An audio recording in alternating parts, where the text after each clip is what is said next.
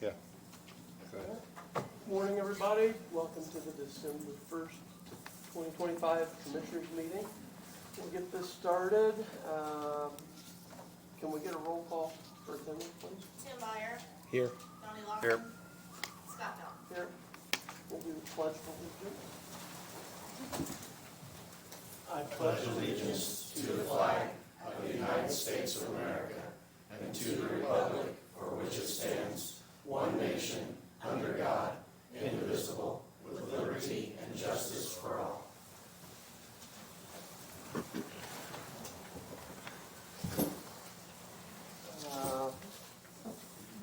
First up, approval of minutes from the November 17th, 2025 meeting. I'll make a motion on that in a second, but I would like to make a motion on moving one agenda item. We have highway bid openings after the approval of the minutes, and then we have another bid opening on the courthouse preservation project. It's under item 9L. I would also propose that we move that to after the highway bid opening, so I'll make that motion. Second. All in favor, say aye. Aye. Any opposed, same sign. Okay. And I'll also make a motion that we approve the minutes from the November 17th, 2025 meeting. Second. All in favor? Aye. Aye. Any opposed, same sign. Next up, number 2 bid opening for project 2025-11, replacement of small structures, JE001. Nick? Nick Barr, Boone County Highway. This project is for the replacing a couple of structures. They are steel pipes that we've already purchased the pipes. This is for the work that's needed to replace them. First bid is E&B Paving.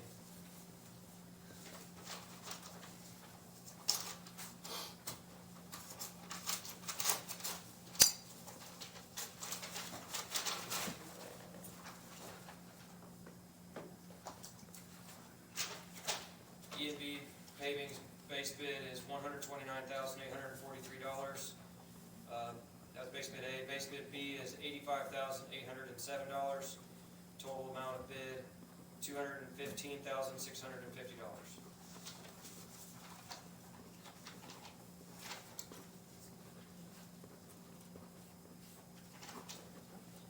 The next bid is Morphe Construction.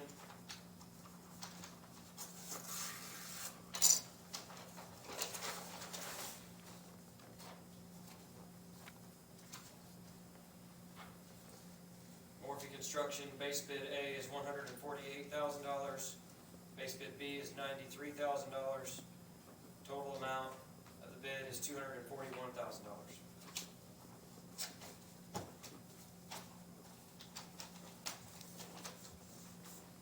Next bidder is Cracker's Demo.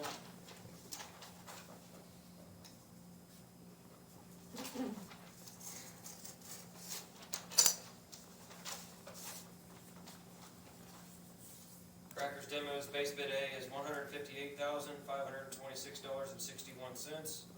Base bid B, $73,189.71.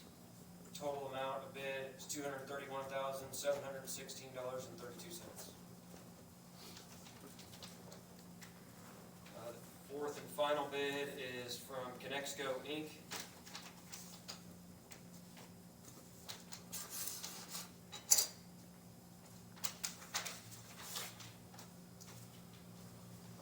Conexco's bid is, on base bid A is, I think, $115,530.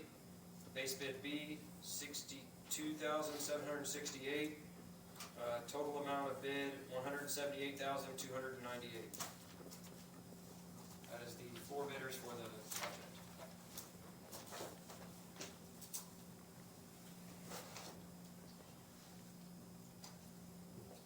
Typically take those under advisement and do bid tabs before we move forward with the project. I'll make that motion.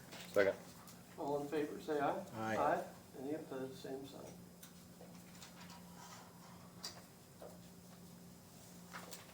Next Next up, Nick, number one bid openings for 2026 annual material bids. Annual material bids, so we regularly solicit bids this time of year for materials to use throughout the calendar year of following, so in this case, 2026. We've submitted and advertised for these bids to anyone that has reached out wanting to bid. We have several categories of materials. The first one is category 1, liquid asphalts. The first bidder is Asphalt Materials, Inc.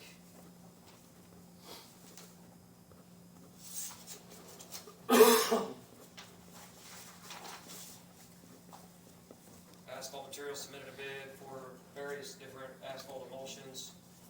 But I will not read aloud every single one and the amount per ton. We will put together some bid tabs that indicates all the prices that were bid. The next bidder is Milestone Contractors LP. They also bid on asphalt materials for category 1.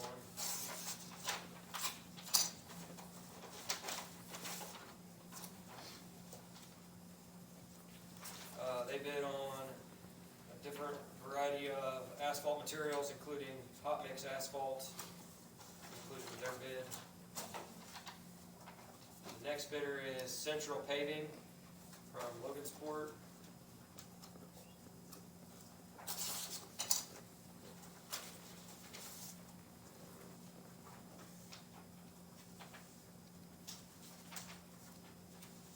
They bid on a variety of work, including placing asphalt and chemically modified asphalt materials.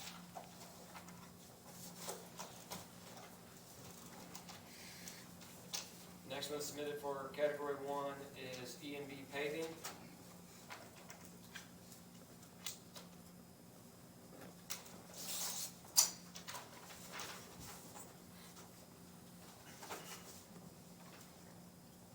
They provided a list of materials that they were willing to bid on. Not asphalt liquids, but it seems to be asphalt, hot mix asphalt. That's all category 1 bidders. Category 2, we have several bidders for category 2 also, which is aggregates and other materials. The first bidder is Lawson Aggregates in Thorntown.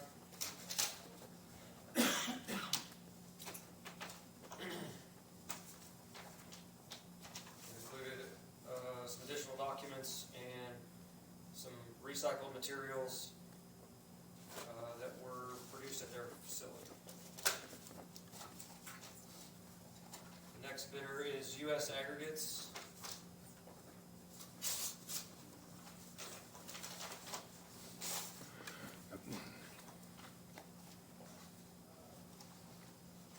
They bid on a variety of materials, picked up at a couple of different plants, and also delivered as needed. The next bidder for the category is IMI, with an address in Logansport.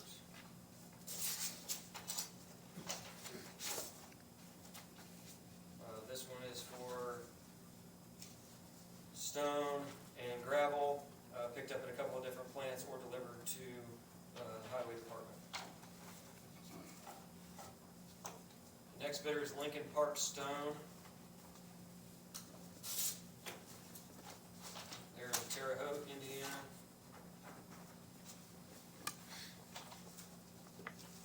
And they bid on a variety of different limestones and aggregates that was requested at a plant we could pick up or have it delivered to the Highway Department. And the last bidder for this category is Whitesville Mill Services.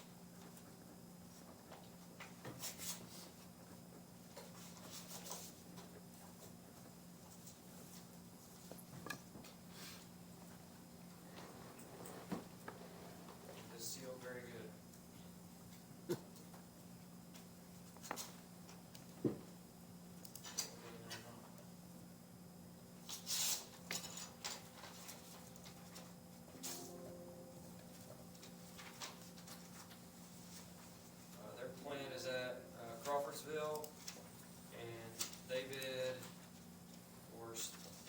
slag materials, Duraburn, and slag sand.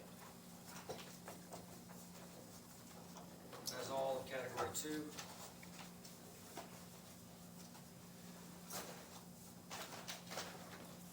Category 3, we have 4 bidders for that also.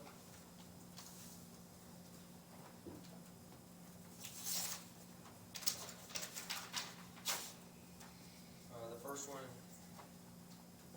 is from Core in Maine from Indianapolis. It is for pipe and culvert material. That's what category 3 is. And they have bid a variety of different pipe materials.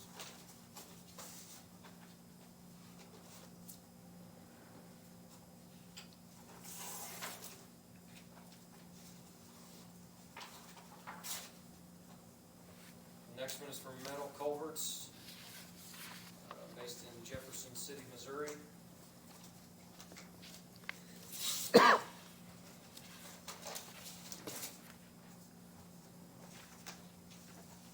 they also did a variety of pipes and bands that they were willing to provide.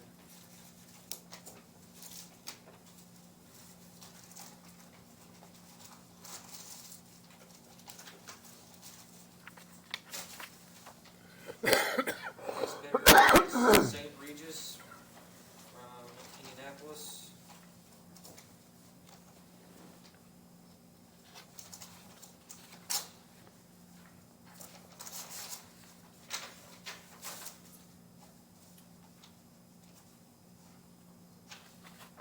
They did a variety of materials, pipe and metal culverts.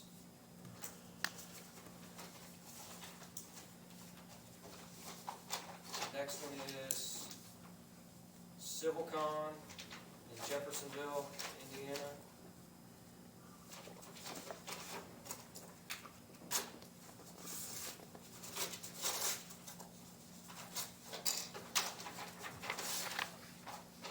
They provided a whole booklet full of materials, looks like, that they provided with, that they included with their bid. That'd be all of them for category 3.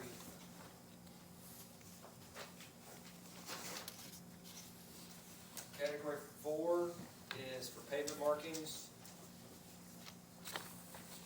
First bidder is Accurate Striping from Yorktown, Indiana.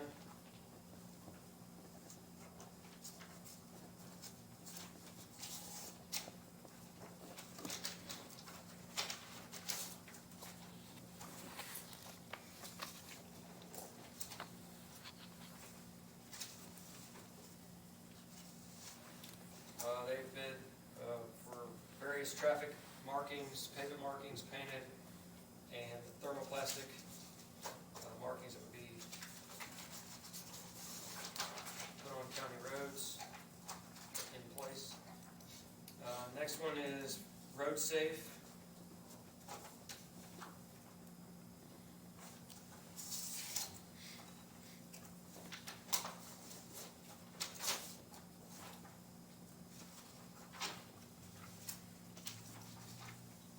Safe bid on a variety of pavement markings, different materials will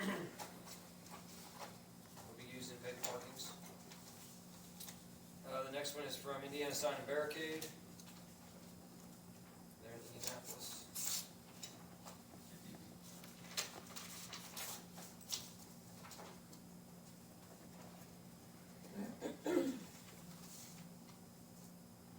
Also bid on the same materials as the other 2 bidders. It's all category 4.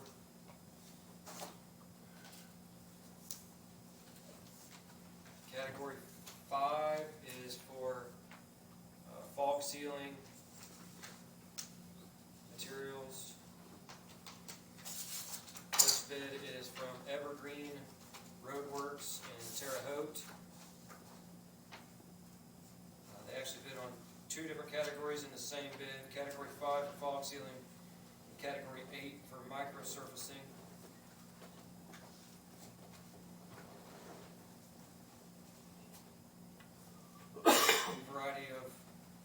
services and materials, I guess materials be put in place, included with their bid for both of those two categories. The next bidder, category 5, is Hasco on Whitestown Parkway, 11 address.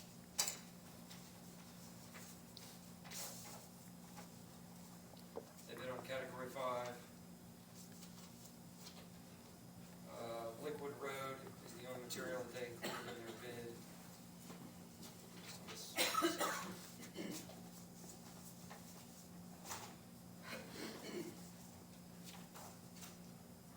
Next one is Rejuvetech. Their address is Indianapolis.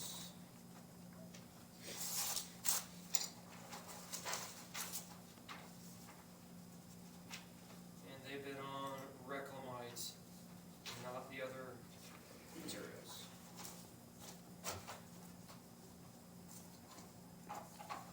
Next one for this category is All-Star Paving, out of Seymour, Indiana.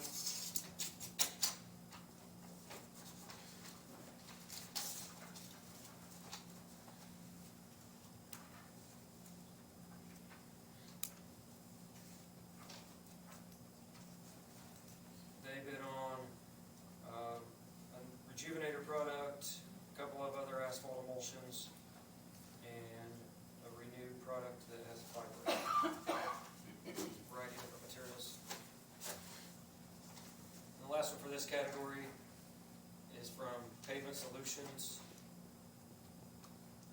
out of Middletown.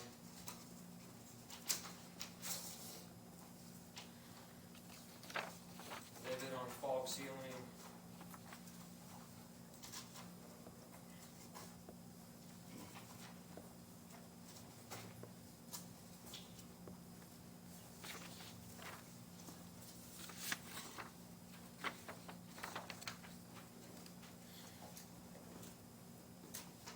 They bid on one material, AEF.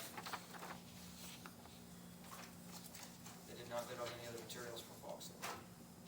That is all for category 5.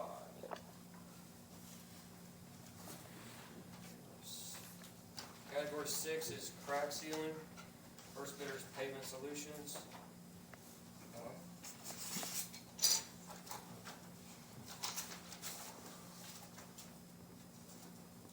They bid on crack sealing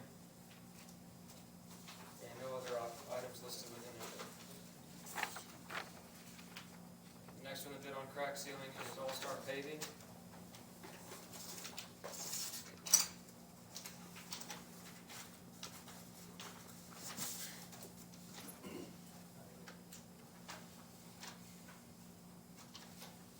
And they also bid on crack sealing. It's the only item listed in the bid. That's it for category 6. Category 7.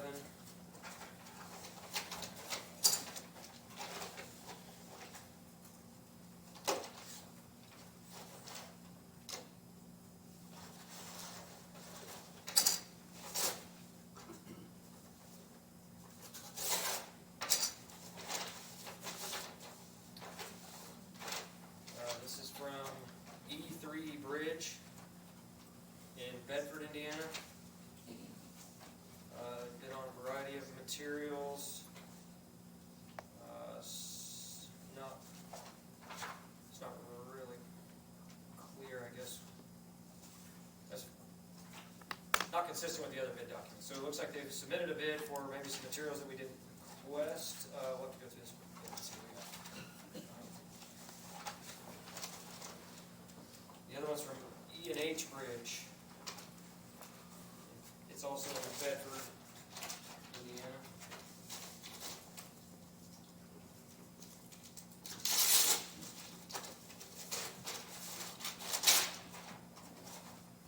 E&H Bridge and Grating. They bid on, looks like some pipes, pre-engineered, prefabricated bridges, a variety of other materials, and some guardrail, items that were specifically requested.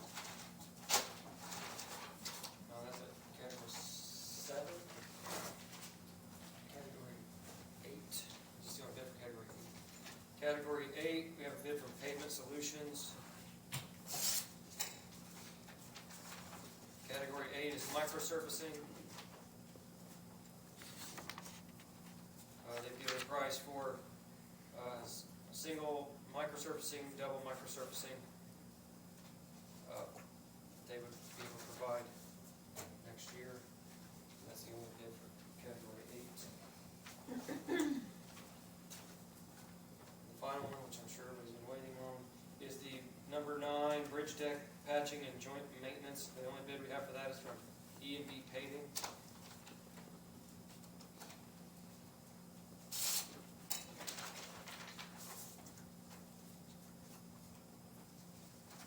They provided a price for deck patching for small amounts, for larger amounts, and for foam joint replacement and preformed silicone joint replacement on bridge decks.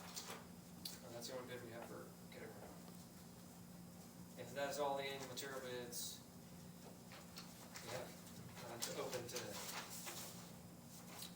You just want to go through those one more time? Oh, read more detail?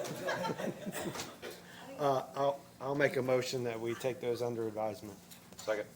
All in favor, say aye. Aye. Any opposed, same sign. Thank you, Nick.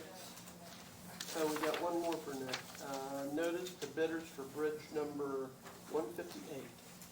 This is project bid opening for bridge number 158, which is on 25 West, or locally known as Pittsburgh Blacktop, or Pittsburgh Blacktop, near County Road 400 South. So we have, looks like 4 bidders. First bidder is Hoosier Pride Excavating in Springport, Indiana.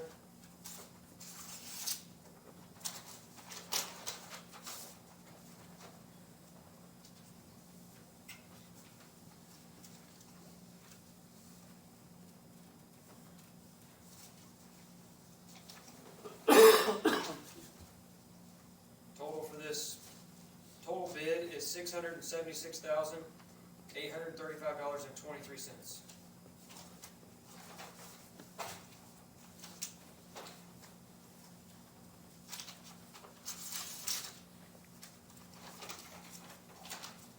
Next bid is from Pontum Contractors in Indianapolis. Total bid on Pontum is $738,916.50.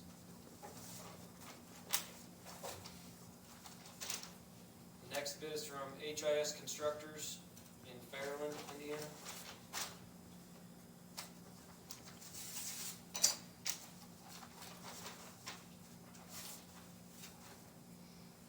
The total bid is $767,792.43.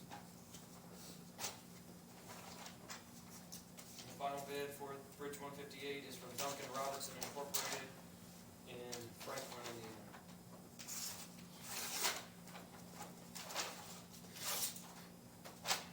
Total bid $791,506.22. That is all bids for Bridge 158. Move to take those under advisement. Second. All in favor, say aye. Aye. Any opposed, same sign. Thanks, Nick. Max, do you want to come up, or this is the item we moved? Is it 9L? Yeah, 9L. Boone County Courthouse Preservation RFP package opening. Yeah, good morning, Max Mendenhall, Director of Capital Investments for Boone County. Yeah, we have one RFP from Midwest Pressure Washing and Restoration for the courthouse project.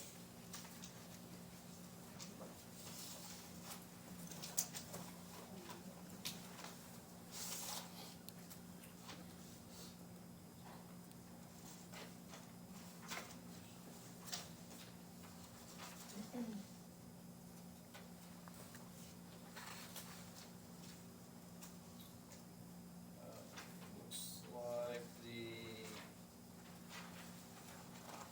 total bid for it is $894,500. So, I'd like to review this and. So moved. Second. All in favor, say aye. Aye. Any opposed, same sign. Thanks, Max. We're back on track now, right? That's the only move, okay. Next up is consent agenda. I will make a motion that we approve the consent agenda. Second. All in favor, say aye. Aye. Any opposed, same sign. Old business, ordinance 2025-14, ordinance to adopt PDBOA. This is the second reading. Any discussion?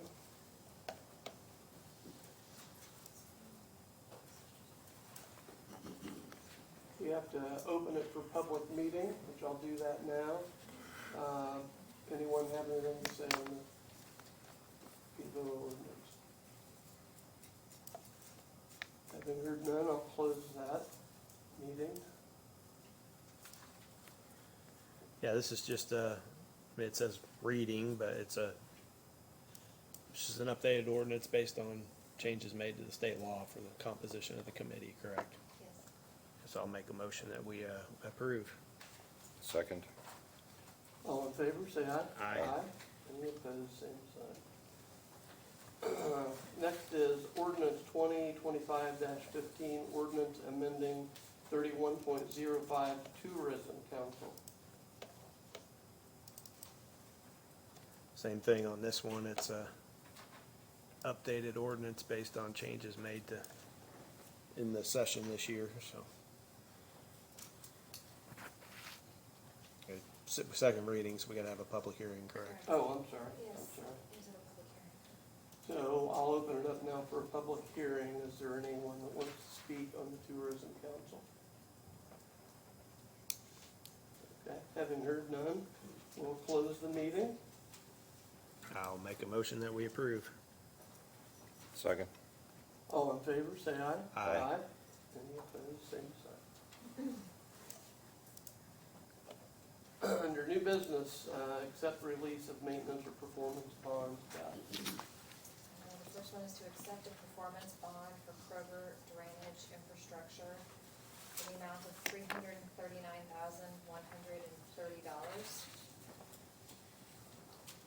Then the second is to accept an irrevocable letter of credit for Beckman Park Southeast in the amount of $750,000. Move to approve. Second. All in favor, say aye. Aye. Any opposed, same sign. Next up, ordinance 2025-16, ordinance amending chapter 111. This is the first reading. Abby, messenger. Hi, I'm Abby with the Boone County Health Department. I'm the environmental director. This is just the first reading of an updated ordinance. We haven't updated our food ordinance in about 10 years. So what you guys have is the updated version. There's highlighted on all the things that are updated, but also the state has updated their state code. So ours is just to reflect that and some policy changes that we have.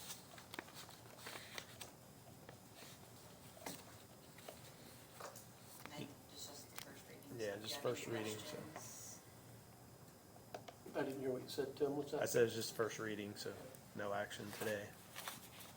But if you have any questions, I'm here to answer them. There you go. Anybody? I have no questions.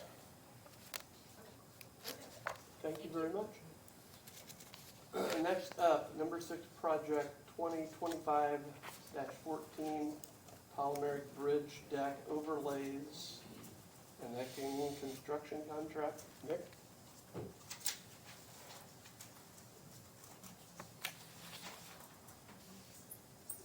Yeah, this request is for a construction agreement execution for Enneking pressure washing. They also do epoxy bridge deck overlays or polymeric bridge deck overlays. They were the lowest bidder at the last meeting. They bid previously. We did some research to ensure that they were capable of doing the work and they're pre-qualified to do the work. And we are requesting execution of the agreement with them. The total not to exceed is $268,163.95. That will be paid out of bridge preservation dollars in 2026, already been budgeted. Bridges that will be included in this project project are bridges 10, 11, 12, and 13, 18, 31, 115, 140, 147, and 225. So not that you need to remember all those, but it's a significant number of bridges. What this does is seal the bridge deck, keeps them in good condition, makes them last longer, prevent water from getting into the concrete bridge decks. Move to approve. Second. All in favor, say aye. Aye. Any opposed, same sign. Next up, Nick, number 7, project 2025-15, rigid bridge deck overlays in various locations. This project was also open for bids last meeting. We advertised and received bids for, this is a little bit more invasive of a project on a bridge deck, so removing some concrete, adding new concrete, fixing the approaches. E&V was the low bidder. They've also met all the requirements within the bid documents. We've worked with them previously on similar projects. 2 bridges will be done with this project, is Bridge 108 and Bridge 227. This contract is not to exceed $243,880. Move to approve. Second. All in favor, say aye. Aye. Any opposed, same sign. Next, number 15, bond release, Wabash Valley Power, permits 202410054 and 202420021. Yes. They were required to submit a bond to work in the right of way, and they've requested that bond be released. We looked into the site where they did the work, have no concerns, requesting the bond to be released. Move to release the bond. Second. All in favor, say aye. Aye. Any opposed, same sign. Excuse me. Number 16, USI authorization to proceed for road conversion, RW dedication. Yeah, this for right-of-way conversions. Budget's been approved to convert roads with next year 2026 budgeted dollars, and there's roads included in the bonds that were recently approved to be converted. And in order to do that, we have to do a last deed of record search so we can do the right-of-way conversion, or do the right-of-way dedication. And in order to get the 150 last deeds, the recorded deeds, we need to have someone help us with that information, collect that information. And this would be for USI to proceed with getting that work done. They've done this previously in the last few years that we've had to do this similar projects with conversions. So we're requesting this authorization to proceed be approved. The total not to exceed is $18,000, and it will be paid for out of gravel road conversion funds. Move to approve. Second. All in favor, say aye. Aye. Any opposed, same sign. Last one for Nick, number 8, VS Engineering on-call contract. VS Engineering does our annual bridge inspections. They have a 4-year contract. It's a federal aid that's required. We've had this the last few years for them to do hourly work, anything that comes up outside of their scope of work within the federal aid.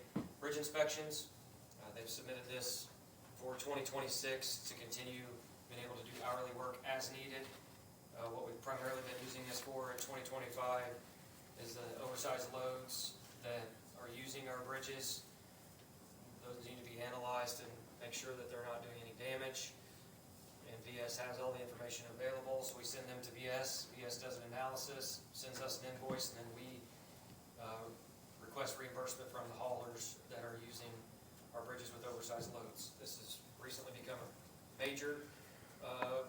We used to get 1 or 2 a year, and now we're getting maybe 2 or 3 a month in some cases from all the projects that are occurring with heavy dirt moving equipment, heavy cranes, making sure our bridges are able to withstand these loads going across them. Move to approve. Second. All in favor, say aye. Aye. Any opposed, same sign. What's the hourly rate? There's a variety of hourly rates. It was included on the agreement. I can see the agreement. I don't know if it's linked or not, but the hourly rate sheet depends on the person doing the work. So the could vary substantially depending on what they're doing. Okay. But with the analysis being performed, those are all 100% reimbursed. Other work asked for. It's all hourly, and it's only as requested, and then they have to send us with an invoice exactly what they worked on. Okay, thank you. Thank you very much. Next up, Purdue Extension Contractual Service Agreement, Andrea Hatfield. Hi, Andrea Hatfield, Purdue Extension. You guys should have received a copy of our annual contractual services agreement. I believe Beth had a chance to review it, and I didn't have any questions from her. Unless you guys have any questions, this is to continue providing services to Boone County through Purdue Extension. Move to approve. Second. All in favor, say aye. Aye. Any opposed, same sign. Thank you. Thank you.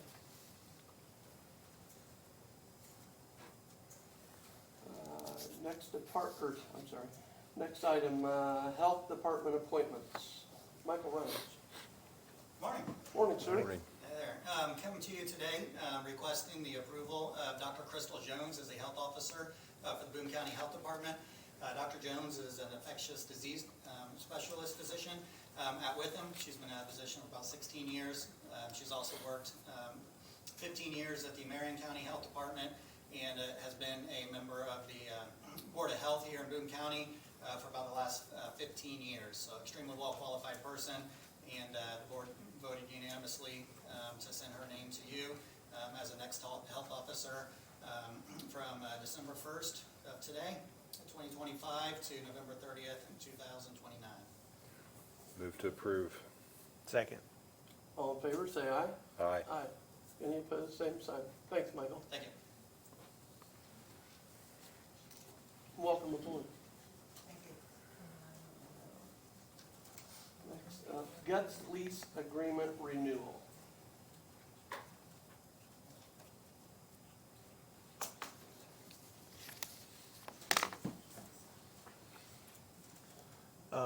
We have a renewal for that lease agreement, and I'll make a motion that we approve that. Second. All in favor, say aye. Aye. Any opposed, same sign. I'd like to go back to the last item for just a second. Michael, I have a question for you on the last item. So, Dr. Jones is also on the health board, correct? She is submitting her resignation as a board member. Okay, so that will open up a position, and we have board appointments are on our website, so Correct. if there's any people that are interested, they can apply there. Just wanted to, yeah. Perfect. Okay. Thank you. All right. Okay, next up is requesting approval of an engagement letter with an attorney to review Wait a minute. the assessor contract process. Jennifer Lastly. Good morning. Jennifer Lastly, Boone County Assessor. So I am coming to this today after last commissioners meeting. The county executive can only approve or deny a contract that is presented by a county official. At the previous meeting, after my contract that I did present to you was denied, a motion was made by Commissioner Byer to enter into negotiations with a contract that I did not present. Commissioner Pell seconded it, and the motion went through. The contract for the second vendor was then sent to Attorney Copeland, and she did forward that on to all of us and myself. I want to make sure that as much as I have fought for what I think is right for the taxpayer and for Boone County, that I am being listened to. And I feel like me asking for a third-party attorney just to review everything and make sure that everything has been done in order, even with what I've submitted, to make sure that my RPs were fine, there wasn't any issues. I was sent an email this morning at 7:15 by Commissioner Byer, and it was a notice that I guess was sent out in 2024 to the council and commissioners. I have no idea what that is. I didn't have any time to review it, but he sent it to me this morning, said he might ask me some questions today. Another reason that I feel like I need to have something to be able to know what I can answer, what I can't. I mean, I don't want to put my foot in my mouth because I don't know what it is that he's given me. I do have an engagement letter that is being drawn up as of Monday of last week. I did not get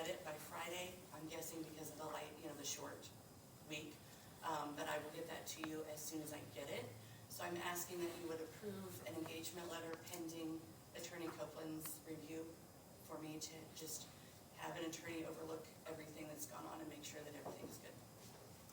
Who is the engagement letter from? Who will it be from? Jeff Bellamy, Jeff, Bellamy, and do you know what the dollar amount is on that, or? I do not. He said as of Monday the 24th at 9:09 a.m., he said he would get that drafted. So I just don't have that number. They don't have that numbers yet. Is there a specific reason that you don't want to use our county attorney? We have talked, and we actually, Debbie Crum and I got on a phone call with her last week. I feel that after, I don't know my codes like an attorney does, and I respect you wholeheartedly because I don't want to try to understand them.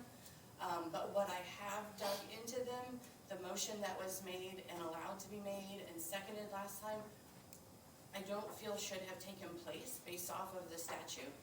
Again, I don't know how that gets taken care of. I don't know if you have to go back and redo it. I don't know.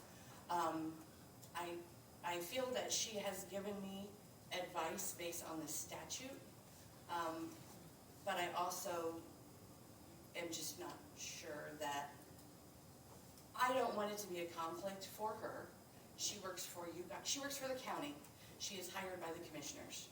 And ultimately, in this type of situation, I feel like it could become a conflict. Do you have any other questions?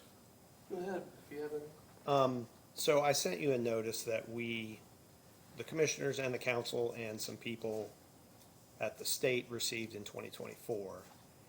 And it's a notice of fiduciary capacity as public trustee and agent of the people. Everybody in government, including the county attorney, including any attorney you would hire, works for the people. And I'm just going to read a couple things out of this notice because, and the reason this was sent, I believe, there were a number of issues going on last year, but one of them was,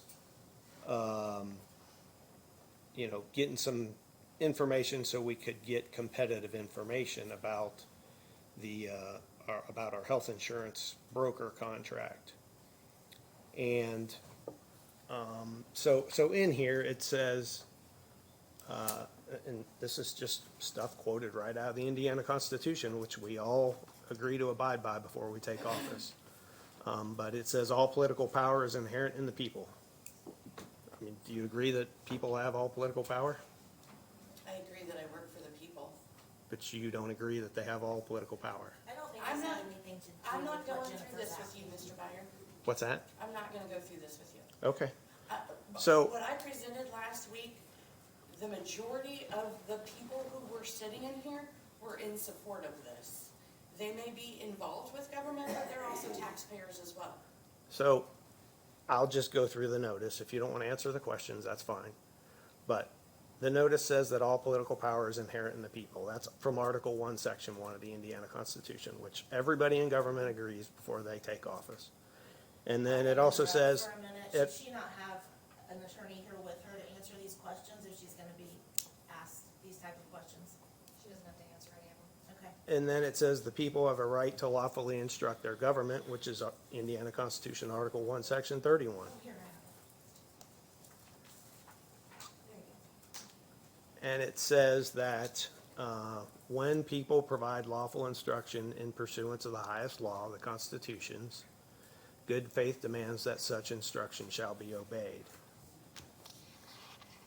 And it says that, please take notice as a public trustee and agent of the people, you serve in a fiduciary capacity solely for the people's benefit, implying and necessitating great confidence and trust and binding you to act in good faith and with due regard for the people who you serve. And it says fiduciary capacity comprehends obligations to manage assets competently, select and supervise agents diligently, and undertake appropriate investigations before making decisions such as entering and renewing contracts. So the statute that is mentioned is a procedure that was passed by the legislature, basically placing checks and balances on entering contracts, right? That's why one officer brings it to us and then we approve it. It's a check and balance in the system. Nobody in government gets to operate autonomously and just do whatever they want. Agreed. Okay, so, I mean, we spent a lot of time, I know Scott in particular spent a lot of time doing research on these contracts. You presented questions to me, and I went and investigated them, because I had concerns based on what you brought to me. But once I looked into everything, I was satisfied that the low bidder on the contract had bid what was requested in the RFP. I mean, I understand there's that, Guts, the current vendor, does stuff for the auditor, but that wasn't in the RFP. And they even admitted at the last meeting when I asked that what they do for the auditor is basically equivalent to somewhere between 1 and 1.5 people. So I don't know what an attorney is going to review that's not already been reviewed and diligently looked at. So I'm not going to be in favor of spending more money on something that's, the RFPs went out in July. It's now December.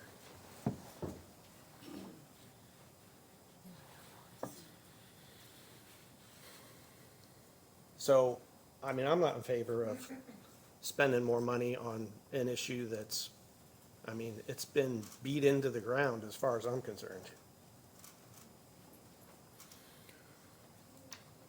Well, I will disagree with you. I think that she has the right to bring another attorney in to get their explanation on this, and so I will make the motion to approve the engagement letter with Beth's review.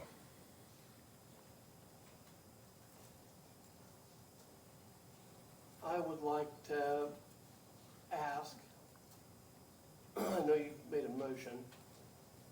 I would like, in the spirit of trying to save money, I want you to feel satisfied. You've got to feel satisfied at the end of the day, and I want you to feel like we are all working together. We're all on your side. We have, we work with the county government. But before you hire an attorney, or before we approve this, would you schedule a meeting with Beth, our county attorney, and try to work out the differences? If you can't work out the differences with her, then we can revisit this on the 15th. That's our next meeting. We had a phone conversation, I'm not really sure. Jennifer and I have already spoke to Beth, and I guess I'm just gonna put it out there as I always do. If we were to come sue the commissioners, we can't use Beth, because she's your attorney. So she needs an engagement letter to move forward with this whole process. So what you're saying, Tim, is that you're denying an elected official, an attorney, to her to move forward with. It doesn't matter what you, as a person, think she needs. This is her reaching out for help because you guys would not, because you went against what she wanted. What does she need help with? The statute is clear. That's not between Jennifer and you, that's between her and her attorney. So I'm up here advocating, as an elected official, for another elected official to have her own attorney.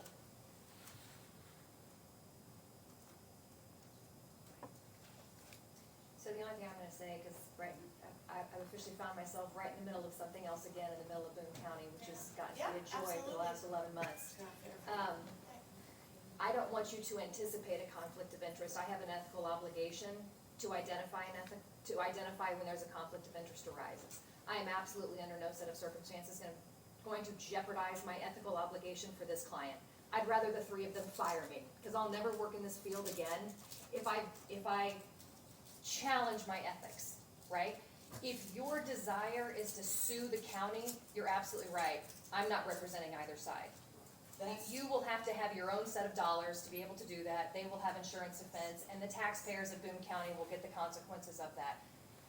That is very clear. So if your desire is to have an engagement letter because you are seeking whether you can sue them, you're right. I cannot be part of that. That is not my sole intention at all. She just wants some help I just- outside of this. I would just like a third party, some third party advice. And I do understand what you're saying about, you know, you're not gonna risk anything ethical. However, the motion was made to go on with negotiations with a contract that I didn't present, and it was allowed and approved, and I got the contract. I don't see that in the statute anywhere that can be done. That's not on the agenda. So in order to alleviate your anxiety, would the request simply be for that to be withdrawn? Yeah, Because I do believe that under the statute, for a contract to be executed by this body, it has to be presented by the county official. You've not done it. correct, And that's the advice I gave you. correct, That's the advice I've given them. yes. It's not on the agenda. I'd like for it to be completely taken off. If that's the only thing that you're looking for another legal opinion for, then I appreciate the clarity and then, bluntness is not what I'm trying to say, but if the desire is just that, then okay. But if the desire is to potentially sue them, then you're right, I cannot be part of any of that. No, I am not doing this with any intent to sue. That's not at all. I just felt like I wasn't, I guess what, Giving the answer. so another question. You sent us a letter basically saying that it's a necessity for your office to function, that you hire a vendor, correct? or employees. Okay. But I mean, that has to happen by January first, right? Yeah. So essentially that means you I gotta, believe you gotta that hire we're a in that vendor. Yeah, situation. you gotta hire a vendor. So, and No, there's, I don't have to do a vendor. She can do it I can herself. do employees. well, right, but I mean, from a practical standpoint, it's December first and you have to have this in place by January first, right? I mean, your letter said it's necessary for you to hire the current vendor, I think is what it said, but by implication, that means for your office to function, you need to hire a vendor, correct? It is preferred Yeah, that we okay. have a vendor, but So- we're obviously not gonna agree on that, so I'm taking alternate route. So, and then the statute lays out a procedure. You know, I know there's been stuff said about there were special invitations and whatever, so on and so forth, which is just completely false. An RFP was put out, and people that do this work were made aware that an RFP was put out, and they could bid on the job whether they wanted to or not. That's what happened. We got 2 bids. I mean, it appears to me you got an unexpected result, and now I'm not sure what's happening, other than you got an unexpected result, and we're trying to figure out how to go around the intent of the statute, is what it appears to me, rather than just realizing that 2 people bid on the job, the statute requires it be awarded to the lowest and best bidder. I don't know how how that gets defined. I don't know how you can define that other than, we have 2 bids. There's a low one. The low one is either able to do the work or they're not. There's really not a lot of gray area there. When I know the She's scope not of work of my statutorily office, obligated to have a vendor. Well, right, Correct. But she is statutorily But she said obligated she to needs perform the one. function. So Right. if she's not going to present a contract, it is now up to her to do the work. and there is a lot of So- gray area, what you're saying, because I know the scope of my work. Well, And I'm being told. apparently by the 2 vendors do too, commissioners, because the low vendor was working in like 20 counties. And they don't do half of the work in those counties that they're gonna be needing to do. They are aware, when I asked them every question that you presented to me, and they told me that there's a range, you know, depending on what counties they work in, there's a range, and part of that reason is because of the scope that was in the RFP. I don't know where we fall in that range, but Isn't there a motion on the table? Yes, there is. That's what I thought. I was just trying to help. If literally all you're trying to do is get them to withdraw what happened at the last, then I can make a legal recommendation on it.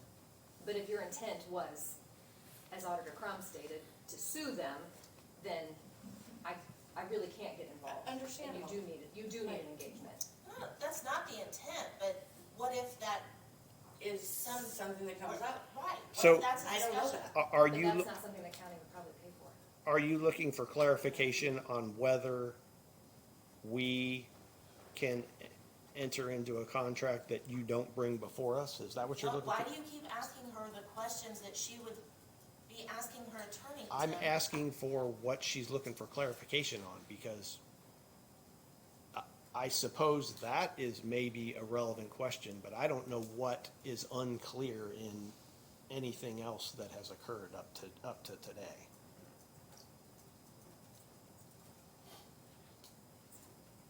That's where it's unclear, completely unclear. For the record, it's my legal opinion that they can't execute a contract that's not presented by a county official. It's not on the agenda, and I give legal advice, people take it or leave it.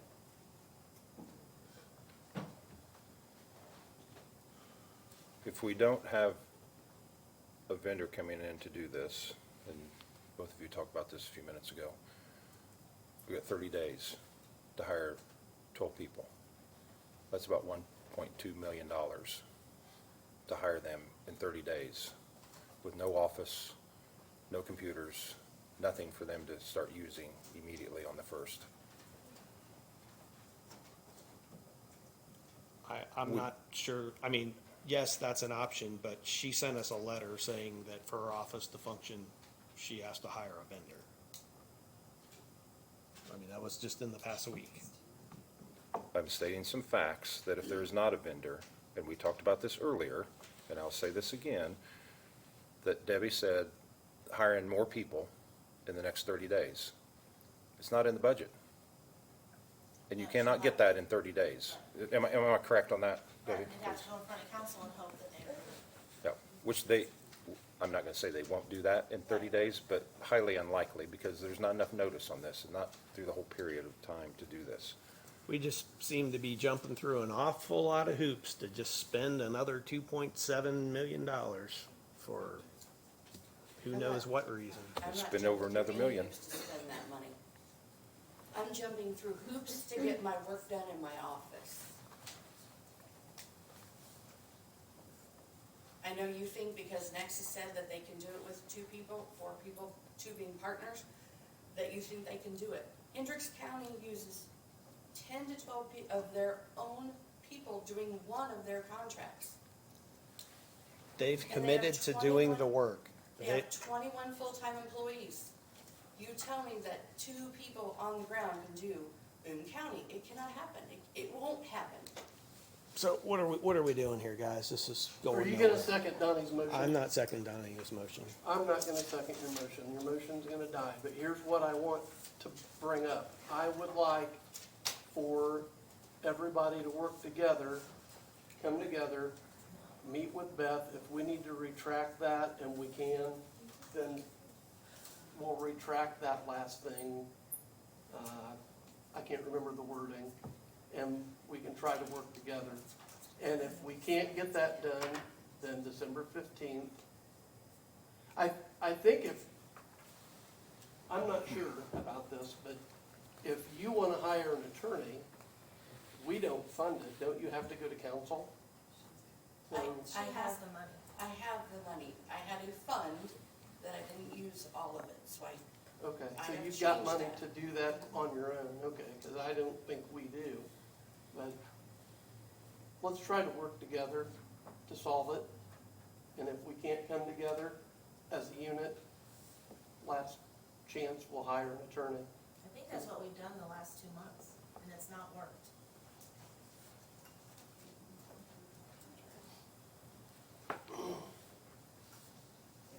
Is there any other discussion on this? Nick, how many miles of gravel road could we pave with $2.7 million? I just want a point of comparison. They can't go to the highway, so, Yeah, it doesn't go to his fund. The levy could be lowered and a levy could be for increased. 2027, maybe. But you're never gonna get it back, so why would you lower it? That's not how that works on reassessment.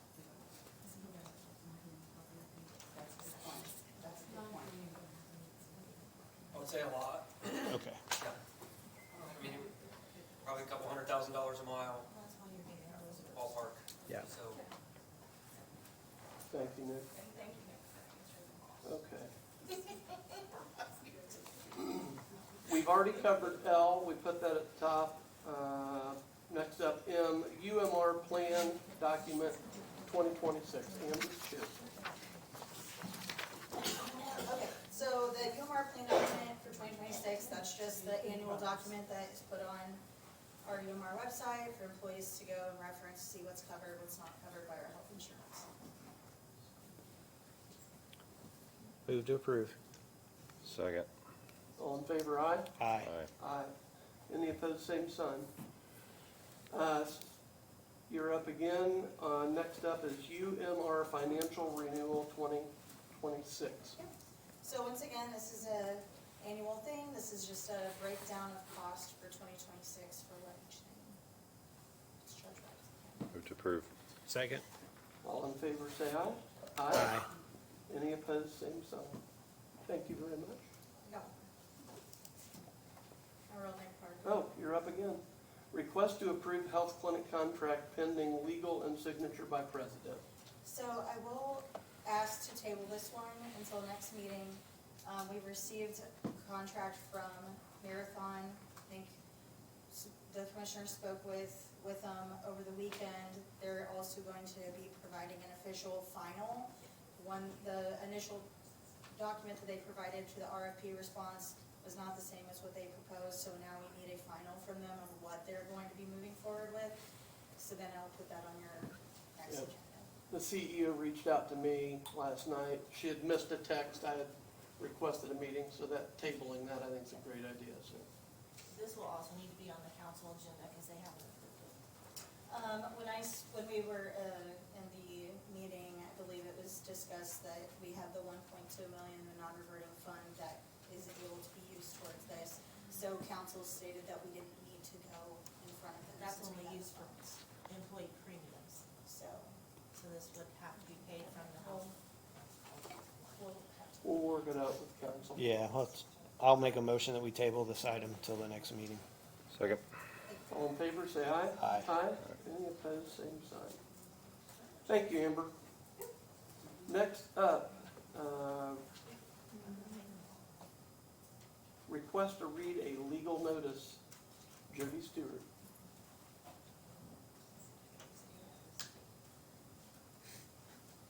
Good morning, Jody Stewart. Thank you for allowing me to be put on the schedule.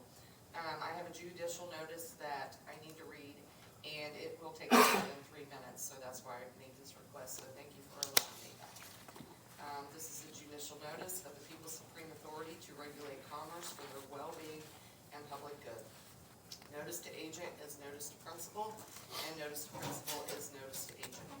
I, Jody Stewart, one of the people as seen in the 50 state constitutions, Republican informed sui juris, do serve you this notice by necessity that you do provide immediate and due care. Please take notice that all trustees and servants in government in handling any of the people's public business are obligated to provide the people the process of law that they are due, which is based upon settled maximums of law.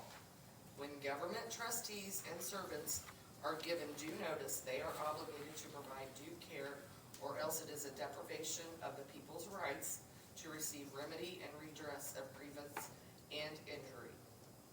Due, owed, just and proper, regular, lawful, sufficient, as in the phrases due care, due process of law, due notice. Due process of law means such an exercise of powers of government as settled maximums of law permit and sanction, and under such safeguards for the protection of individual rights as those maximums prescribe. Notice, knowledge, information, the result of an observation, information of an act to be done or required to be done. Due care, just, proper, and sufficient care. The absence of negligence, the opposite of care, a necessary to avoid injury to others. Maximum is a principle of law universally admitted as being a correct statement of the law or as agreeable to the natural reasons. A proposition to be of all men confessed and granted without proof, argument, or discourse. Maxim of the law. One lawfully commanding must be obeyed. Maxim of law. Law is the rule of right, and whatever is contrary to the rule of right is an injury. And please take further notice that constitutional rights or common rights cannot be interfered with by government, and that they have their foundation in the common law and the fundamental principles preceding the founding of America that were used as the foundation for constitutions. In a constitutional republic, the government has jurisdiction over public uses, including the regulation of commerce, where the people have supreme authority in the process of law that the people are due. Is a right to determine what commerce is for their well-being and public good. This authority does not lie with government. It lies with the body of the people.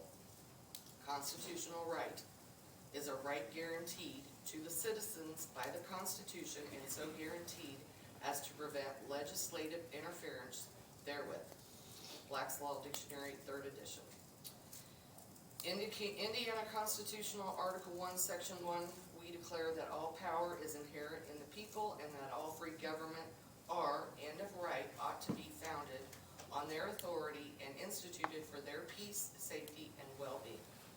Indiana Constitution, Article 1, Section 31, states that no law shall restrain any of the inhabitants of the state from assembling together in a peaceful manner to consult for their common good. 2 Treaties of Civil Government, Section 242, Chapter 14, Book 2 by John Locke. If a controversy arises where the law is silent or doubtful, and the thing be of great consequence, I should think the proper umpire in such a case should be the body of the people. And please take further notice that regarding public use of land, modern arbitrary enactments by legislatures which are opposed to common law lack due process of law and are used to bypass the people's right to determine what commerce is for their well-being and public good through the zoning of land by local legislative bodies or permitting uses via administrative boards such as plan commissions and boards of zoning appeals. In SEC versus Jakarski, 603 U.S. 2024, the Supreme Court made this clear when it quoted Murray's Lessing versus Hopkins Law of Improvement Company 59 U.S. 272, 1856, and said that the baseline establishment in the Constitution was designed as a restraint on the legislative branch from making any due process of law by its mere will. Definitions of Black Law Dictionary, 1st edition. Law, arbitrary, opposes to immutable, a law not founded in the nature of things, but imposed by the will of the legislature. Common law, as distinguished from law created by the enactment of legislators. It is a body of rules, written or unwritten, which are fixed and immutable authority, which derive their authority solely from the usages and customs of a memorial antiquity or from the judgments and decree of the courts, recognizing, affirming, and enforcing such usages as customs. And please take further notice that the use of public money for economic development or commerce does not pursue any grant of constitutional authority, because federal, state, nor any government can contract against the people's rights by providing public money or financial incentives that are used in contracts with entities in commerce. In such situations, the law is not silent or doubtful, where the body of the people may exercise their right to determine what commerce is for their well-being and public good, because here simply there is no constitutional authority to proceed with commerce or economic development when public money or financial incentives are involved. Loan Association versus Topeka 87 US 655, 1874. The right of taxation can only be used in the aid of public object, which is within the purpose for which governments are established. It cannot therefore be exercised in aid of enterprises strictly private for the benefit of individuals, though in a remote way the local public may be benefited thereby. The right to contract must be limited by the right to tax, and if in any given case no tax can lawfully be levied, the contract itself is void for want of authority to make it. The validity of the contract, which can only be fulfilled by the resort to taxation, depends on the power to levy the tax for the purpose. Maxim of law: commerce ought to be common and not be converted into a monopoly and a private gain of a few. Please take final notice. That is my wish and order and demand that you provide remedy by immediately ceasing and desisting all activity related to any economic development or commerce involving the use of public money or financial incentives that are used in contracts with entities in commerce or that use modern legislative procedures that bypass the people's right to determine what commerce is for their well-being and public good. If you believe that government has been granted power to contract with entities in commerce using public money or financial incentives, or use modern legislative processes to bypass the people's right to determine what commerce is for their well-being and public good, please respond with the constitutional grants of authority, or you agree that this practice is unlawful. Furthermore, please respond if you disagree with any of the claims within this notice. All responses shall be made within 5 days. Receipt of this notice by sworn affidavit, point by point, under penalty of perjury, or you agree by tacit acquiescence to all claims herein, and that this notice shall stand as evidenced against you in all courts of record, that no court may rehear this matter, that this matter may be heard by an arbitrator of my choice at your expense, and that if remedy as instructed is not given, the people to whom you swore an oath will recognize it is being done purposely with full knowledge, motive, and intent. All responses not sworn under penalty of perjury are considered non-responses. This notice is sent to you in the peace, love of Jesus Christ, that you provide due care to those who hold all power, the people. Thank you. Thank you. Tammy has your copy.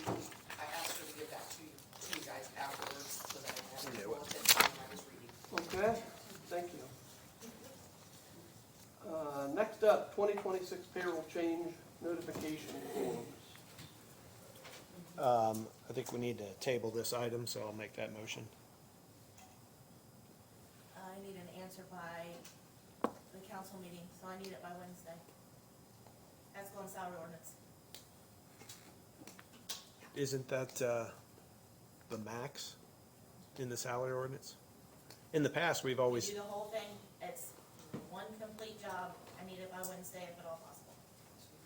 because I believe in the past, we've submitted those after reviews. No, No? normally they're submitted before now.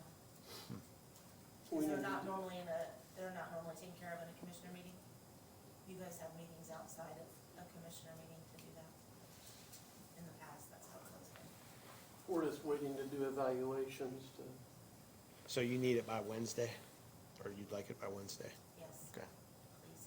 We're not gonna have evaluations done by this Wednesday. We need to move forward with it.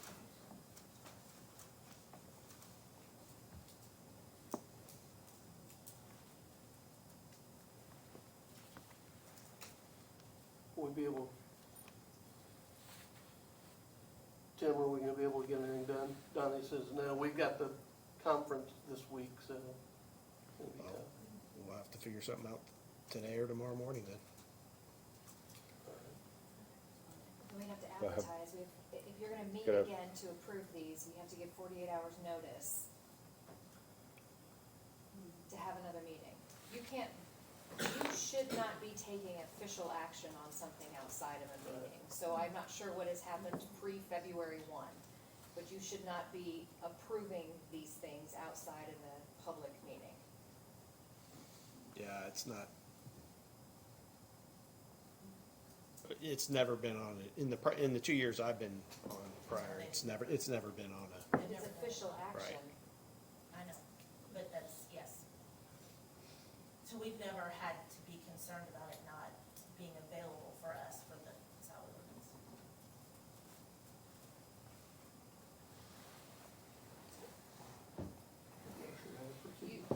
Well, you should not be, again, I give legal advice, people take it or leave it. My legal advice is you don't take official action on anything outside of a meeting.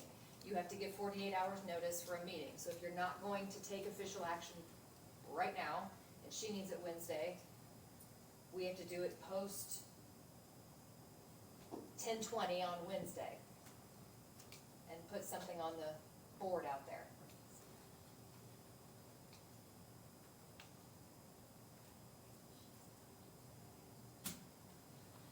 Any motion? I guess we'll figure it out after this meeting. I mean, we have blank forms before us, so. Did you just make a motion that we can put the max on the salary ordinance? And that's what you approve? I need to have something. So We that's, technically shouldn't be waiting until Wednesday to get this done. that's the max, right, in the salary That's what ordinance? you want on the salary ordinance. You need to tell us what you want on the salary ordinance.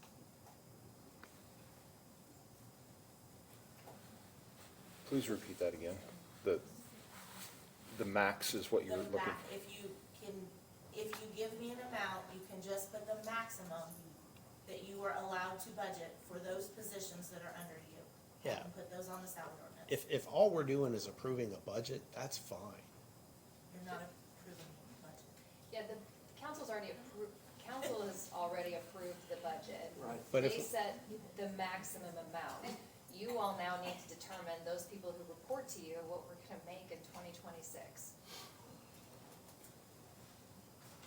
I move to, just exactly what you said, sorry. Make a Third time. motion For the maximum. For the maximum amount. I'll second your motion. So the second one's gonna be, are you changing your employees to a 70 or an 80-hour work week? Or work day, work cycle, pay cycle, I don't even know what it is.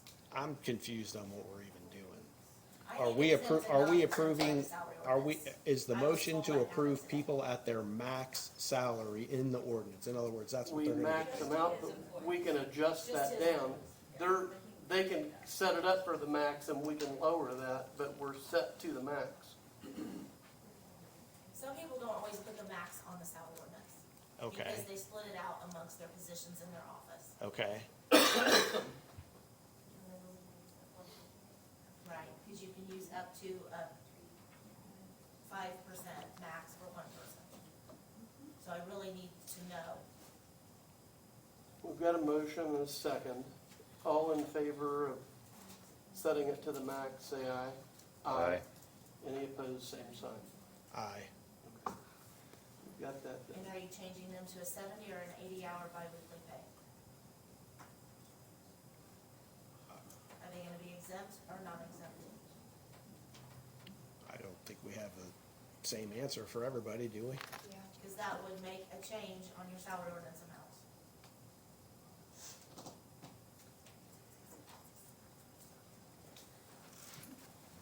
Hold on. It was my opinion that everybody, what is there, I don't even, are there 6 of us that report to you?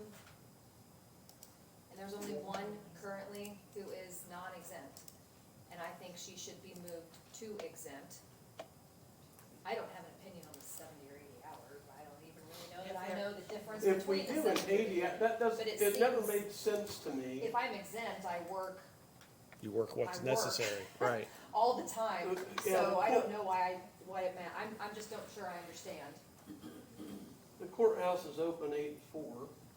Our So office is the is. commissioner office where it wasn't on Wednesday? It would affect accrual. It's just a PTO thing? I think we have PTO time. It's and vacation. PTO and the hourly rate is different if you're basing it on Well, 80 or here's how 70. the County Human Resources, I think for Debbie, she's asking, so like with Tammy being non-exempt right now, if we're moving her to exempt, that determines, it's a salary amount at that point, right? It's not broken down to hourly. But she needs to know that, to reflect that in Gateway, on the salary ordinance, moving forward. Now, the question is, you've got Nick, and this would be, I think, a conversation, it doesn't need to happen here, because that's not something that's reflected on the ordinance. But if you move the executive administrator to exempt, that's what she needs to know. Now, 70 versus 80-hour work week, that's a conversation with your employees. Right. At that point, we're exempt, we get paid the same if we work 70 hours, Yes. or if we work 80 hours. Correct. We don't get overtime. Right. So that's a private conversation. She obviously does need to know though, because her office does keep track of the PTO and things like that when it comes to, you know, if somebody leaves and they get paid out, then it's broken down by hourly. And it does change the Right. amount. that But they're you have making. some exempt employees who work 70 hours, like the health department. You have some employees who are exempt and they work 80 hours, like Highland. Right. So I think it's just what you guys decide.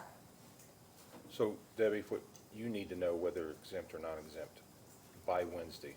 Please. And we need to do that today because that's what we've got to do Because I in need this council meeting. to approve it next week, or nobody gets paid January 1. The rates that are effective for 2026.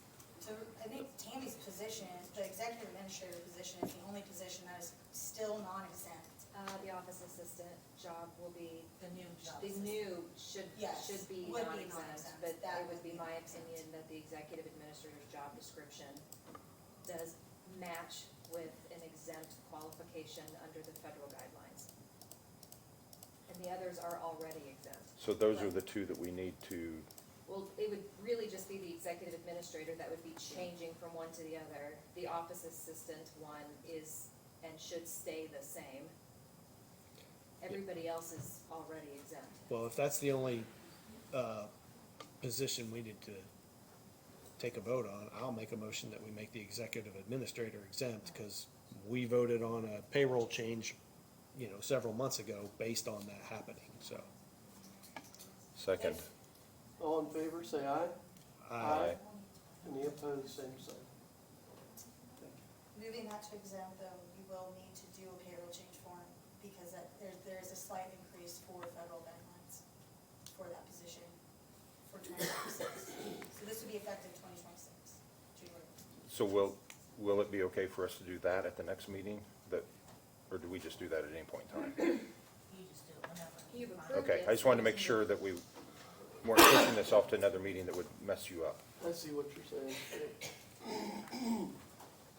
Okay, swiftly moving along, compensation committee updates. Debbie? I don't have any. Okay.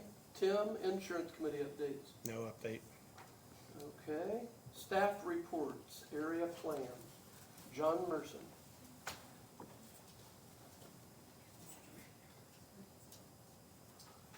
Morning, Tom Merson. I hope I'm less confusing than the previous agenda items. Two bright spots in Boone County. We hired a new executive director, Nicole Shell, who will begin January 1, 2026.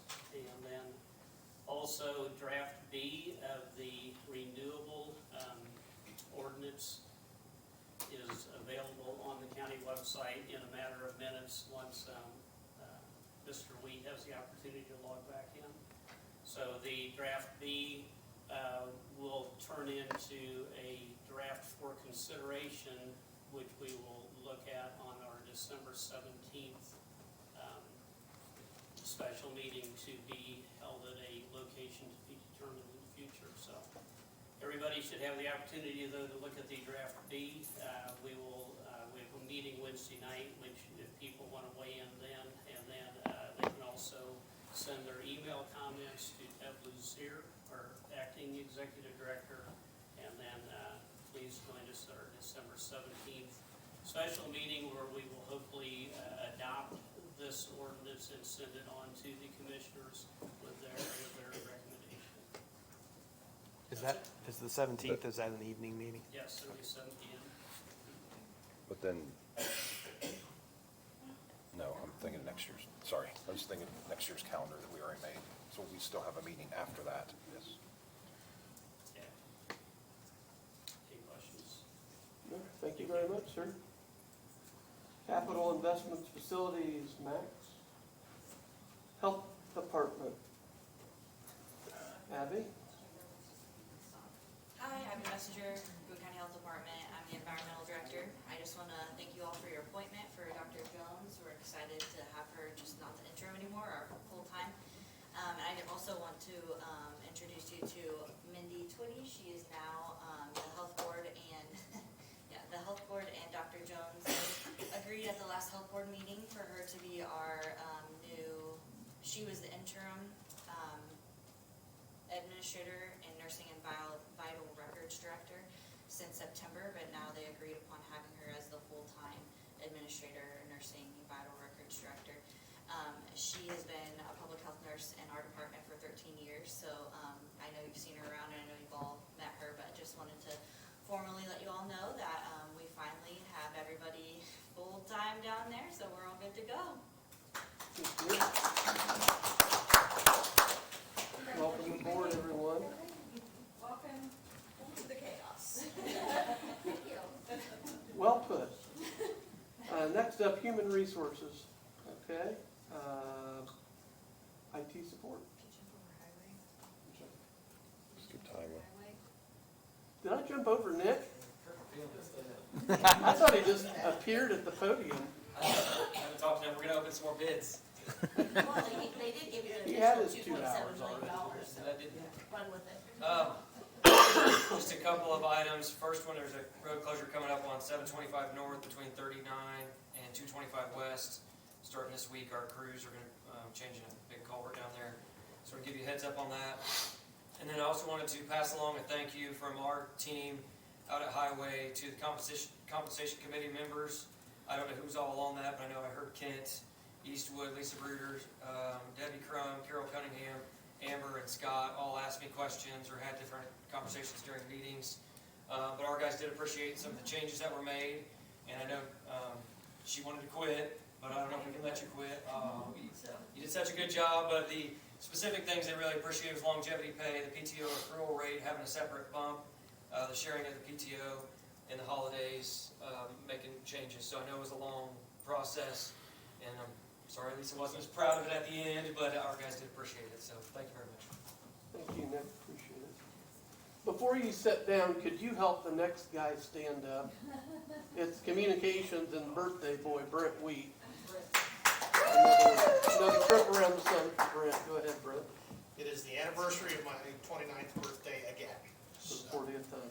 Brent Wheat, County Communications Director. I just wanted to make this meeting go longer and give you a quick review of what I've done this year. This is the first year that I've been here.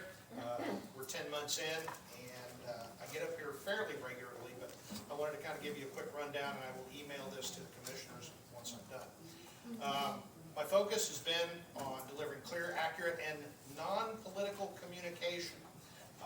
There have been challenges this year I didn't anticipate, but hopefully we're working through those things that I work for the commissioners certainly, but I work for the county in a nonpartisan manner. At the end of the day, my job is to make the Boone County government, elected officials, and I think more importantly the employees look good in the public's eye. And I think we've done a fairly decent job of that. We didn't get as far as I wanted to, but hopefully next year we can. Some of these key accomplishments, we've really leaned into video production, digital storytelling. We've got 13 videos out there now. I think they look fine. People commented positively on that, and so those help to improve our public understanding of county services, events, and initiatives. We promoted everything from, went out to bridge inspection. I learned all about that. We promoted 4-H and other things like that. So I really want to lean into that more because in our modern world, we are visual storytellers. So we have that ability to do that. So I really want to lean more into that. Press releases, that's the thing that everybody talks to me about. And we've written 14 press releases, and as Mr. Merson said, as soon as I renew my password to the county's file sharing system, it expired over the long weekend, we'll get that press release out on that. 13 or 14. There's some misunderstanding. I think, my philosophy on a press release is it's gotta be actual news. And I know there are differing philosophies on that, but I've had people contact me and say, oh, you need to write up this or talk about that. And there's probably a place for those kind of things, and I try to redirect them to social media or something, maybe a media advisory, but a press release to me should be news. Because as a working journalist, I've been on the receiving end of those where it's like, why did we waste the time, and everybody's time, to put this and send it out to the news media? So going forward, I really want folks to work with me. And I don't know to do things unless people tell me. So especially department heads, office holders, let me know what's going on. And some of you have been really good about that. Some of you I've not heard from. But when there's actual news to be disseminated to the public and to the news media, I'm all ears. I want to encourage you to do that. So I hope to bump up that total next year on press releases. But again, if it's something that's more congratulating an employee for a milestone or something like that, we've got social media. We worked hard on that. We've got video. There's other things we can do. But we have all those outlets, and that was one of my goals this year, is to build different outlets for differing types of stories to tell. Of course, I've worked with media. We're getting better about having working partners. I used to know all the folks in the TV stations in Indianapolis, and I'm learning the new crop of reporters, and we've got some good relationships with those folks. We have relaunched the Boone County Facebook page, which is official Boone County. That provides a centralized social media presence, and that's a great place we can put stuff, both news and just stuff. It helps, set a tone for what we're doing, because it's funny, people complain about Facebook, but it seems like everybody's still on it. So that's a valuable outlet for us. We worked on a new social media policy, talk about tone, conduct, access, and crisis response. We are getting comments. Essentially, I ignore most of those because that was the biggest question I got from everyone. Well, what if somebody says something mean? Well, welcome to Facebook. That's how it works. Especially in government, people don't comment unless they're upset about something. I just let them go. The world hasn't ended. Nobody's hair caught on fire.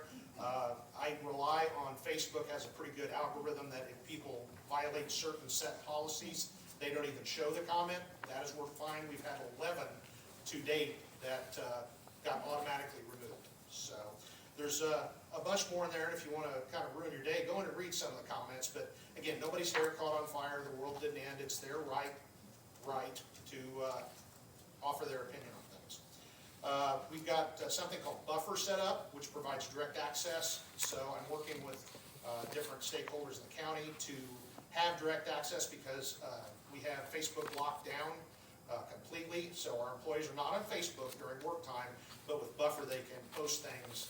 They can't look at Facebook, but they can post things. And I know highway departments use that extensively to post about road closures. We've also, we work on social media content. We do have our YouTube channel. It's up now. We've done a soft opening. It's at Boone IN Official. There is an existing channel that has the meeting streaming, and I want to partner with them because I don't want to reinvent the wheel, but we need a channel where we put all these videos up, and we're working on that as we go. Let's see. We've worked with the IT department on the project of revamping the website. That's been contentious, but I think everyone on all sides agrees we need to be doing some work on that. So I would like to continue to participate in that as much as I'm authorized to. We did do the evaluation of potential website vendor and had some meetings on that.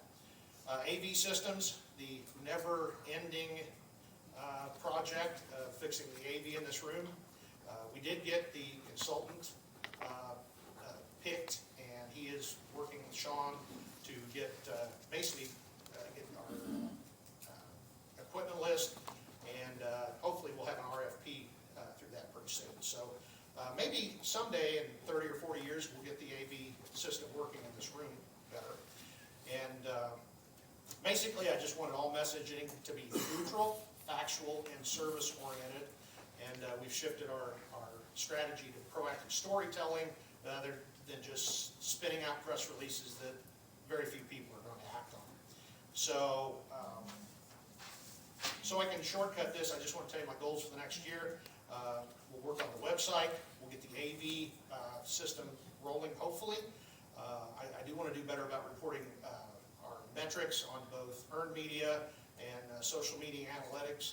And overall, I want to increase visibility both within county government and outside of county government. Again, people ask, well, how come you didn't do this or you didn't promote that? Well, I usually hear about it a week after it happened. So I really encourage folks, I work for all of you, I work for the county. There's an old saying in marketing that you ride for the brand, and I hope I've demonstrated in 10 months that I ride for the brand. And at the end of the day, I take satisfaction out of getting positive stories about Boone County government out there. So I always say it, but please, I encourage everyone within county government, reach out to me, please work with me, and we can promote the good work that Boone County government is doing. So are there any questions from the commissioners? Good work, good job. Thank you. Thank you. Okay, next up, Purdue Extension, Andrea Hatfield. Andrea Hatfield, Purdue Extension, just a few highlights for you guys. If you didn't attend the Extension Homemakers Holiday Bazaar, I feel like they had record numbers of people there, so very exciting there. 4-H enrollment is open. Our target date for everyone to get signed up again is January 15th. You can sign after that, but for best results, you want to make sure you get signed up. That's for kids and volunteers. There is a robotics camp coming up for spring break, so if you have kids that are interested in that, to reach out to our office. The Spring Master Gardener class applications went live this morning. I've already received 4, so they are starting to flood in already. We have our last chance park for those of you that are needing their pesticide applicators license recertified. We call it our Procrastinators Park, December 16th, last chance, it's in the evening. And that's all I have for now, unless you have any questions for me. Thank you. Thank you. Next up, public comment. Anyone have any public comment?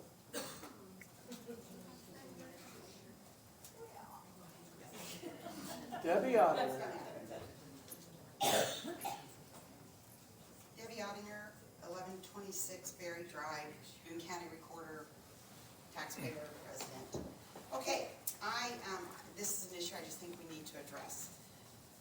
When Jennifer was up here, first of all, I want to give her full credit for all that she does. She's really been up against a firestorm, trying to do the best that's in the interest of this county and our taxpayers. If those assessments don't get done, there's no taxes collected, there's no highway roads that are going to be paved, employees are going to be cut. It's important, and she knows what's needed.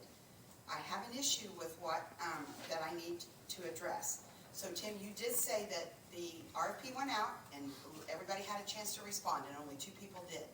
That's actually not the way that it happened. One company responded. Nexus sat in here and said they never asked you guys for an RFP. They said HR sent them the RFP from Boone County. So you guys sent one out, and I get if you want to send them to everybody, if that's going to be the policy, but the RFP went out from us, not them saying, hey, we really would like to bid. It went out from HR. They said that. I'm not going to put her on the spot, and she's smart to have left. But somebody had to have told her to do that. Did somebody, one of the commissioners? I asked her, I asked everybody in the office to make sure that we had somebody that could bid. I have no idea who to ask. So I put it out there, hey, somebody, we need competitive bids. And every contract that we have coming up, I'll do the exact same thing. We need to have people bid to have a competitive spirit. That's why we're in this position we're in. 959,000 and 280,000. Who knows what's right? It's been 18 years since there's been a competitive bid. Now we've got one. Okay, you got one bid that only went out to the one company you asked it to go out to. I don't know anybody else to ask. Okay, then was it not searched anywhere? I mean, this company has a fellow company that, here's the bottom line, it went to one company, that's the company that was chosen. It went to another.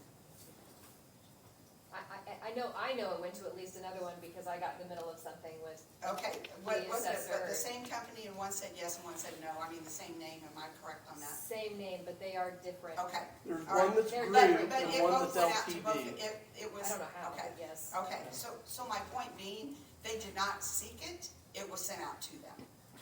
But the other side of that is that, it was mailed out to them by, they said HR sent it to them, and I'm not blaming. Is that wrong? Is it wrong? For HR to send it? My point being is. Is the it wrong? Whoa, the statement was, only 2 people requested it. They did not request it, it was sent out. I just want that clarification, that's all I'm asking for, is a clarification. You sent it to one company, another company did their own work and did it, and got it. So I'm not saying, if that's gonna be your policy, then it should be across the board for any company you're aware of. And to seek that out, it was done at the last minute. Tim, you did say it happened, this started in July, but when was that RFP sent out? The last day that they were due. So what I'm saying is, if you're gonna have that policy, then have that policy. Do it the right way, to everyone. But that's not what happened in this situation. And I'm just, and it's the one that came back and the one that you're choosing, that you tried to choose. Here's the bottom line. There's money, you're exactly right, there's a lot of money going to a lot of places. But if she's gonna hire all of these employees and all the benefits that come with that, and everything that comes with, it's probably gonna end up, and it could, maybe I'm wrong, but we'll find out, cost more money. But the bottom line is this, if you've got a company that's working, all we're asking for, all of us are standing together on this because it could happen to any of us. We're the elected officials, we know what works. We don't like to spend money just to spend money. If you look at our budgets every year, we do our very best to try to cut back as much as we can, cut back on supplies, try to keep it as inexpensive as possible. I'm sure I'm almost done. I'm asking, you're mentioning a cooperation now, and it does need to be that way. I agree with you completely on cooperation, but it needs to be across the board. We all need to be able to feel like that we're respecting you and that you're respecting us, and that's what it boils down to. And seeking someone else for advice is just to make sure that everyone's protected. And if nobody wants a lawsuit, but here's, again, what I'm trying to say to you is, please understand that she didn't choose this company because she was trying to spend the most money. She chose someone from experience. She chose what she knew. She's the only level 3 appraiser assessor that is in this county as an elected official across the board. I'm asking you to please listen to her again. Please reconsider what she is saying to you and reconsider the opportunity to make sure Boone County is taken care of the way that it should be. Thank you. Don't leave yet.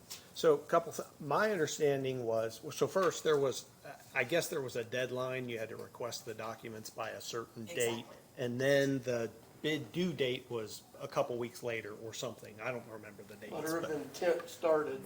So it's my understanding, I don't know, because I didn't make the phone calls, but it's my understanding that it was just, hey, Boone County has this out for bid.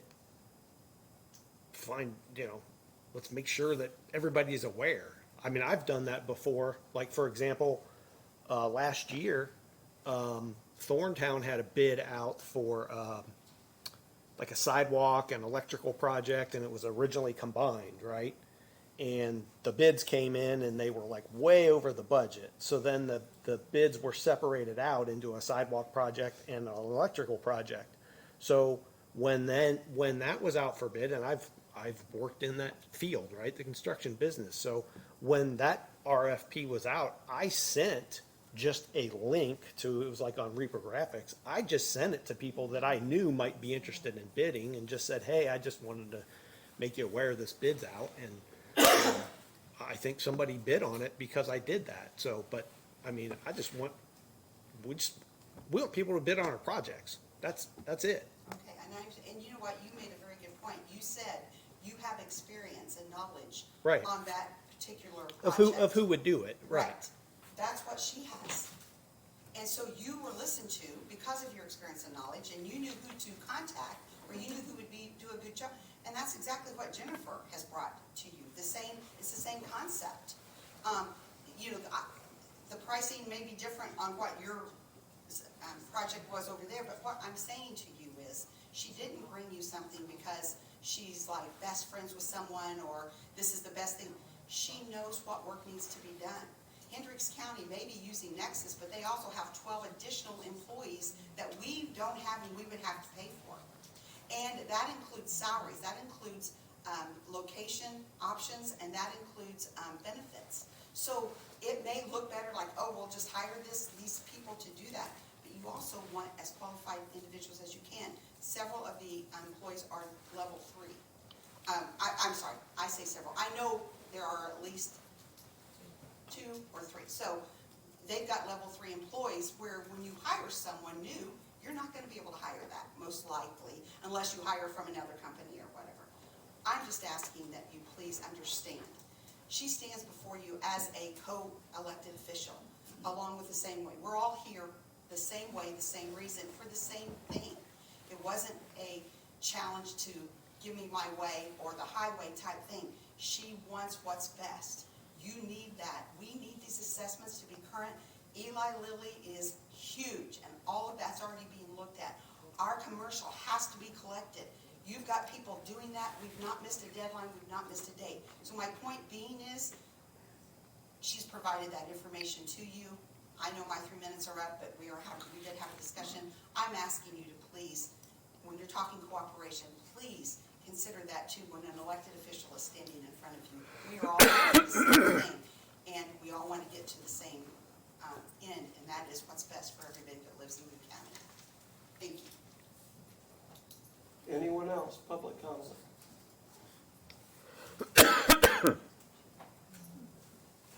So, being a taxpayer and not really understanding all this, RFPs are issued by who? How are those normally sent out? By the office holder, or by whoever writes them, whoever knows. Okay, and who normally advertises those? The same. They get advertised in the paper and on our website. And who takes care of the website? IT. Okay, so it concerns me that I see Nick get up here and he has envelopes after envelopes of bids that he's opening. Do we normally have that when this company comes up for a bid? When Guts comes up every, 4 years? Have we had other bids come in on that company? No, not until this year. Okay, so I guess why are we fighting this? Because we do have another company now that is bidding it, and they have come in substantially lower, which is going to lower the cost for the taxpayers. And I just don't understand why we are fighting this. Because you guys are elected to look out for the taxpayers, and it is a substantial savings. I'm just saying, speaking as a taxpayer, I understand it's your job, it makes it easier for you. I just don't understand why we're not looking at this other company. If they were both provided, here's what we need, and they were both allowed to bid on what we need them to do. Why is there such a discrepancy where one company can do it with 12 people, and another company's coming in and saying, hey, we can do this with 5 people?